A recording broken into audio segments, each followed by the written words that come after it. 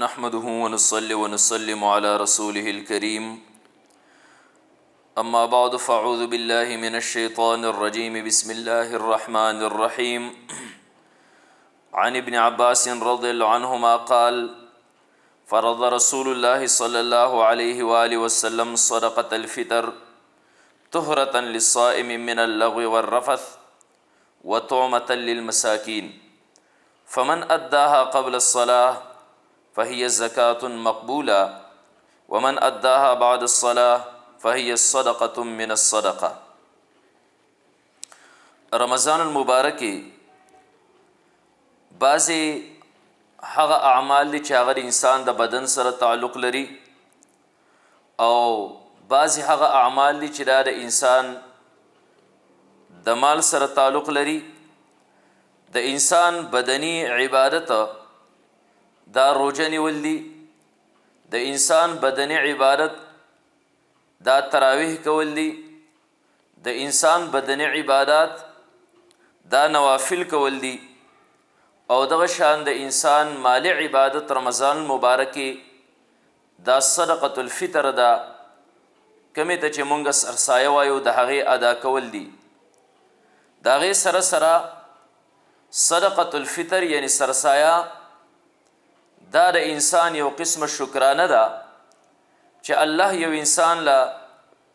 زندگی ورکي او د زندگی دومره اوږده شي چې رمضان المبارک ته راورسي او بیا رمضان المبارک الله انسان له صحت ورکي او د صحت سره الله تعالی د انسان له د روزو نیولو توفیق ورکي،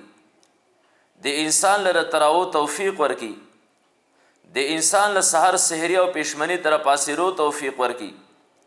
د هغې سره سره د له تهجد توفیق ورکي، د نوافل توفیق د انسان له ورکي، د قرآن کریم د تلاوت د ذکر اذکار توفیق الله د انسان له ور نصیب کی. نو د هغې په شکرانه کې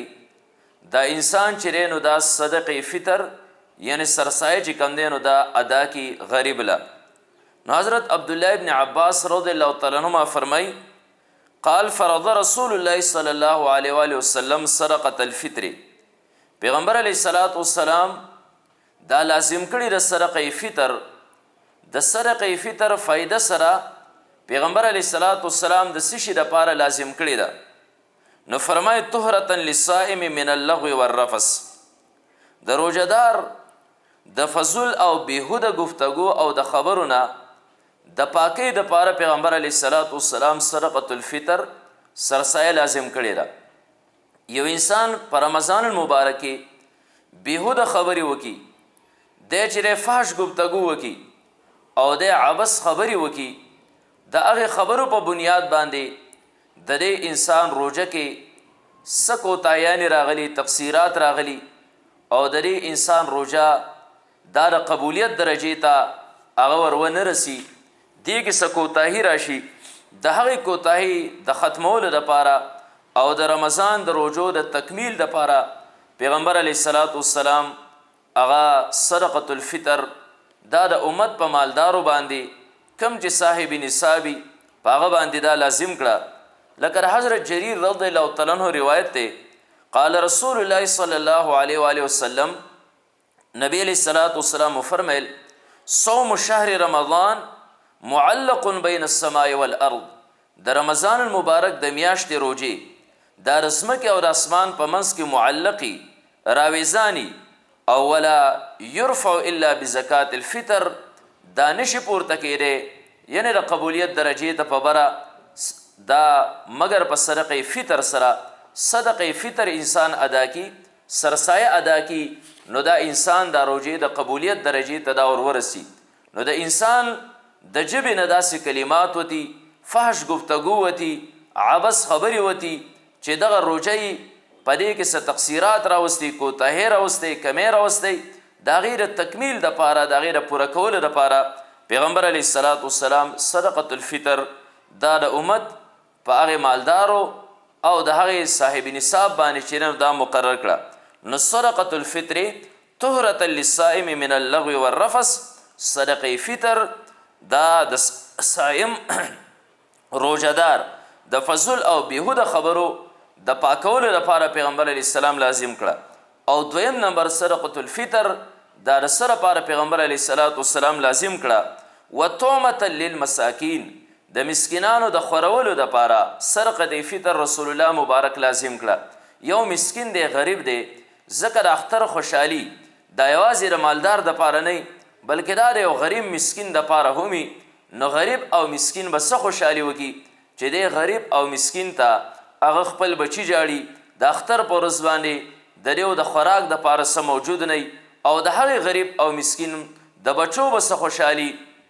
چې هغه د بل بچو ته ګوري چې د بل بچي ماړه دي خوراک کوي او د ده بچي نهر دي او دغه مسکین دی غریب د ده زړه ته به څه سکون ورورسي او څه به خوشحالي چې دی خپلو بچو ته ګوري هغې دپاره پریشانی د هغو په غم کې د هغو د خوراک د ګټې وټې په غم کې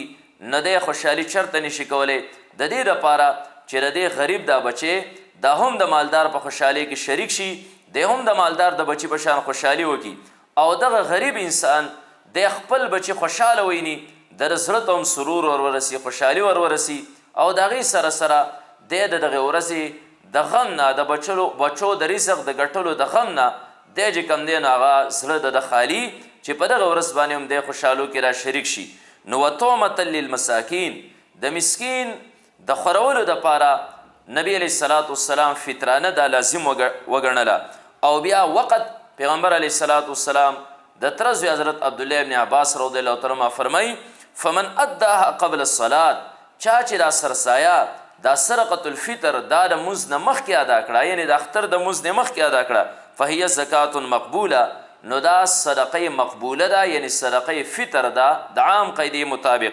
او ومن اداها بعد الصلاة چا چې د مونځ نه وروسته ادا کړه د اختر د مونځ نه وروسته فهي صدقة من الصدقه دا بیا د عامو صدقو نه یوه صدقه ده نو دا مستحب خبره ده او ښه خبره داره چې انسان د مونځ نه مخکې هغه چې دی نو دا ادا کړي که چېرته یو انسان د روژې نه مخکې ادا کړي یا د لمونځ نه مخکې روژې په ابتدا کې ادا کړي بیا هم چې دی نو دا صحیح ده خو د مخکې نه ورکول دا مستحب او غوره طریقه ده که یو انسان یې د مخکې نه ورنه کړي نو د ده د ذمې نه بیا دا ساقطېږي نه بلکې ده باندې بیا هم چې دی د دې ادا کول دا واجب دي نو سرسایه یعنی فطرانه د دې ادا کول دا په هغې کس باندې دا واجب دي کم چې هغه صاحب د نصابي او مالداري نو دی به سرسایه چې دی نو دا له خپل مال نه دا ادا کوي د هغې سره سره که یو انسان دی او دا انسان بیمار دی دی بیمار روجې نه دی نیولي او د هغې سره سره که یو انسان مسافر دی دی په سفر کې او د روجې نه دی نیولي یا د څه غفلت په بنیاد باندې یو سړي روجې نه دی نیولي نو په ده باندې هم بیا سرسایه صدقة الفطر دا لازم ده د ده نه ساقطېږي نه همدغه شانتې که یو سړی مالدار صاحب د نصاب دی دی به د خپل طرفه هم فطرانه ورکوي او د خپل نابالغه بچو د طرفه به دی هم سرسایه او فطرانه دا ورکوي که د ده دا بچي مالدار دي بیا د هغو د مال نه چې دی نو دا فطرانه ادا کړي کم یو انسان کم یو ماشوم بچی چې دا د اختر په شپه باندې د صبح صادق نه مخکې پیدا شو نو د ده فطرانه چې دی نو دا به ورکړی کېږي او که دی د صبح صادق نه وروسته پیدا شو د ده فطرانه چې دی نو دا په ده باندې بیا نشتي کم یو انسان چې دا د اختر په شپه باندې د صبح صادق نه مخکې وفات شو نه ده باندې بیا فطرانه نشته او که دی د صبح صادق نه وروسته وفات شو د ده په ذمه باندې بیا هغه فطرانه چې کوم دی نو دا دی به دا ورکوي دغه شانتې یو سړی دا خپله فطرانه مختلفو غریبانانو له ورکوي هم صحیح ده او که د مختلفو کسانو فطرانه دا یو غریب له انسان ورکي نو دا هم لازمي ده فطرانې دپاره